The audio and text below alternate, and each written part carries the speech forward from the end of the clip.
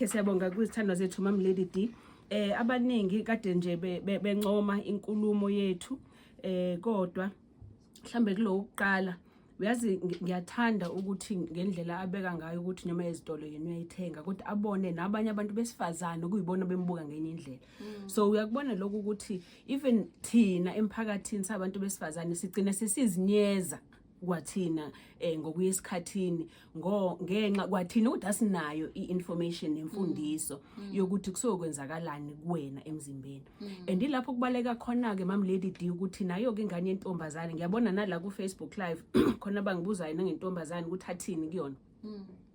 Ukubaleka kokuba clean Mam Lady D so kungena lapho ke kwintombazane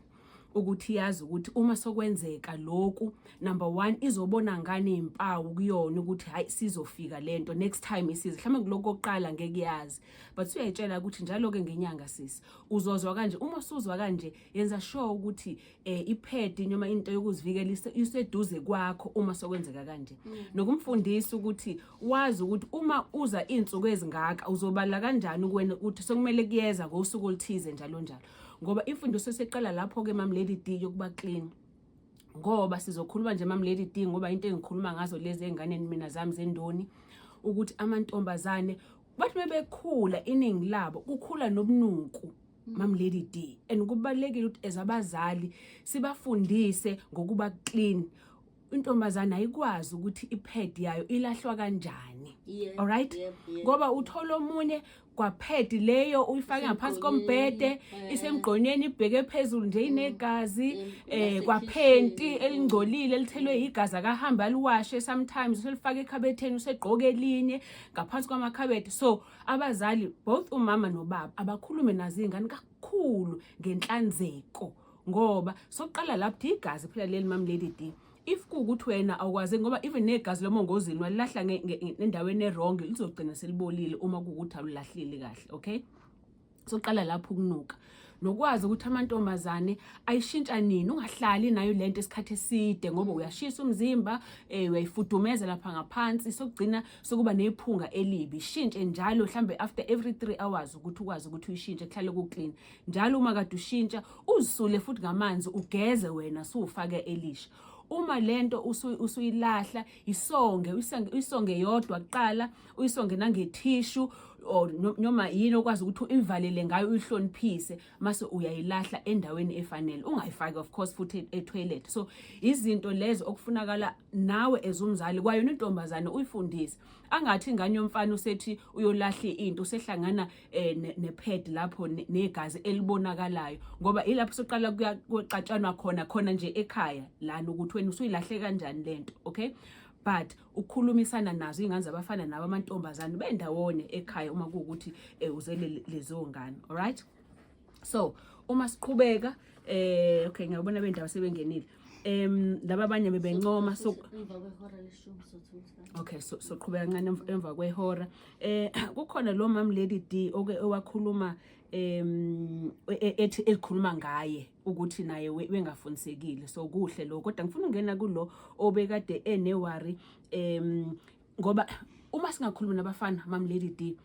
abafana number 1 ngesikhathi umfundisa umntwana ngalento yokuyesikhathini awugcini nje lapho sumfundisa ngokuthi kuzokwenzeka kanjani sumfundisa ngokukhulelwa lapho sumfundisa ngendlela zokuzivikela lapho Mam Lady D ngoba ucwaningo luthi abafana abasheshile ukulala nentombazane labo bafana baba nenkinga ngoba kusuke ingasafomeki kahle isperm ngaleso sikhathi washesha ukulala nentombazane labo bafana bagcina benenkinga yenzalo Mam Lady D labo bafana bagcina bebe nenkinga nasekameleni ukuthi bayashesha ngoba basheshile ukufaka umzimba wabo kulesigaba gcina lo mfana eseshesha seba nenkinga uma sesebe nomuntu wesifazane kodwa kakhulu gcina lo mfana umzimba wakhe so wakha isidoda esingaphilile kahle esingaphelile kanti ingoba yena washesha uzibandakanye nocansi singakafiki isigaba kanti isigaba nje somfana ukuthi umzimba wakhe sulungile uma sela ko 20 ngoba uthomba until 18 but uma sela ko 18 20 usuka supholile umzimba. Okay, look Mam Lady D ngiyajabula ukuthi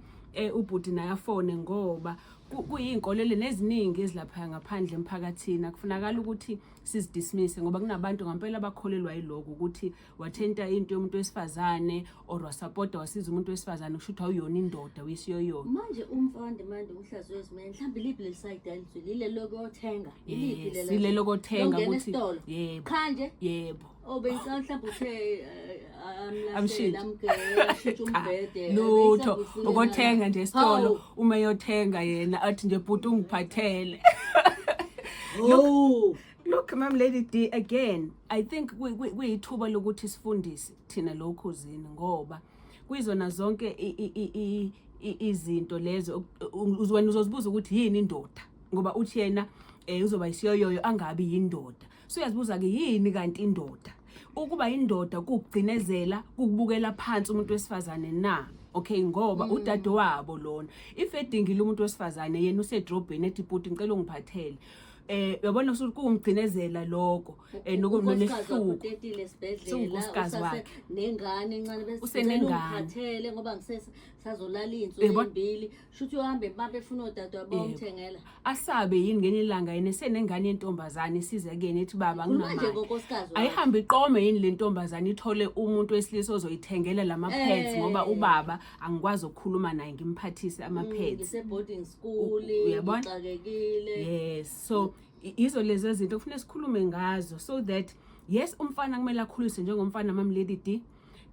umfana yazi ne responsibility yakhe ekhaya but also umfana une responsibility yokuvikela futhi nodade wabo le ekhaya part of ukuvikela ekhaya nokuvikela wonke umuntu nodade wabo le ekhaya all right singayenzi lento kuba ngathi ngobulili okay so kubalekile lo sidlulele komunye utheni ugogo uthi uzobona ngani impawu ile impawu kade ngikhuluma ngazo earlier zokuthi uma umntwana esethomba yini ozoyibona mhlawumbe ife nga rewind entade ngikhuluma ngazo kushintsha kwezibele umntwana usuyambona ukuthi useba nezibele kwakuthiwa wawubhulwa kuqala okay sabhulwa nje thina izibele abafana Look namantombazana uqale nayo kube nezibedlana ngakaba amabele maseke kuba amabele ngoba sokunengono phakathi yes but izibele also isikhathi singani azinayo ingono lento ibhola eliphakathi all right yeah siyabhulwa ke loyo njalo ke kwakuyinkolelo zethu zakudala lezo Ma'am Lady D so ke sabhulwa Ma'am Lady D but ke umbona ngaloko ambone ngenduna ebusweni ambone ngokushintsha komzimba nje useqala kuba nama hips uyabona njalo kunendawo angeke azibone phela kusoqala kuba neziboyo kodwa nesemakhwapheni nezintomazane uba neziboyo emakhwapheni so but nje manje yazi ingane zethu sengifuna ukungena khona ade khulume ngobisi Ma'am Lady D ethi umuntu wesifazane akaliphuza ubisi uma esesikhathini uyazi qala abantu abamnyama banayo iscience kodwa bengakwazi ukuexplain ukuthi yingobani kumele lokungenzeki iqiniso leli Ma'am Lady D umuntu ngesikhathi esesikhathini kulama hormones akhumele ngithi estrogen okuyiyona egcina isiba phezulu ngesikhathi umuntu esethomba or esengena esikhathini njalo leyo hormone leyo obisi nezinto zedairy ngoba iphuma enkomeni nayo ikhona leyo hormone leyo all right so komunye uzothi uma edlile lokho kuzomenza ukuthi ama hormones akhe anyuka usegcina useba no PMS lapho sikhuluma ngabo PMS labo sogcina soba nesilumo soba nesisu siyaqomba sibe nomoya so aphathwe isisu njalo so ubisi linakuthi limjikele ngaleso sikhathi kodwa hayi ngoba kuzofika inkomo zale ekhaya Ma'am Lady D kusuke yabona kudala obaba kwakuukuthi abantu abadala kuqala kwakuukuthi bakutshele into ngoba bekuthusa ukuthi kuze ungayenzi lento akube ingoba izokwenza into ezokuthusa nawe ukuthi hakuzofika inkomo mengeke ngaphuza ubisi la le ekhaya uyabona kodwa yes uma mina ngicabanga ngowe science yes ubisi linawo ama estrogens so ngake li affect ngaleyo ndlela kodwa cha angeke zife inkomo ngiyafisa futhi abazalana bangazi ukuthi ingane imisikile sisimo bathengele iroll on ngoba emangala uzuyikhwapha nengane ayiunderstand kanti sekushintshe sefana mthengele ne roll on amfaka okosimakhwapheni lalela ingane ezina 9 manje zineququ ayilona ukuthi zineququ ingane zina 9 so again ukubaleka ukuthi ingane uma siyingane kuleso age 9 ayigeze kabili Ma'am Lady D if uyayibona ukuthi still ithi noma igezile meke yadlala iyajuluka ifakela i-roll on Mam Lady D or ubuye igeze ngamanzi anosawoti kulezo ndawo wenza ukomisa ama-glands akho mase ama-glands akhe lawa akhipha kakhulu umjuluko. So ukubaleka kokuba clean from the time ingane na-8 nje kubalekile ukuthi wena mzali usuyayitshela ukuthi izicleana kanjani and izicleana nini. Ngoba bakhona abashesha ngempela ukuqala esikhathini. Ya usike zadlala kancane nje ingane uzuyikhwapha. Hayi ya sesiyagoqa ke manje phela singena yazi nomqondo wethu kulapha ya mina sengene kwindona ngithi izikole zendoni seziqalile kulesonto so yizo lezi inkulumo lezi yes ziqala izolo izikole eziningi ngitshela nje abesuthu amavenda amathonga namakhoyisene ziqalile izikole zabo kulesonto ngelizayo abase Eastern Cape amaXhosa amampondo abathembu njalo kuleliya songena amazulu kulesonto uhlangene ku Dr Mthembu konke yes so sisifundisi ingane Mam Lady D siyabonga. All right u Dr Mthembu ngise Medilution ngokwamanje inamba zami 031 765 8475 WhatsApp 061 4622 945 Richards Bay 035 760 1569 Facebook Medilution. Yabonga hambe kahle tsale kahle.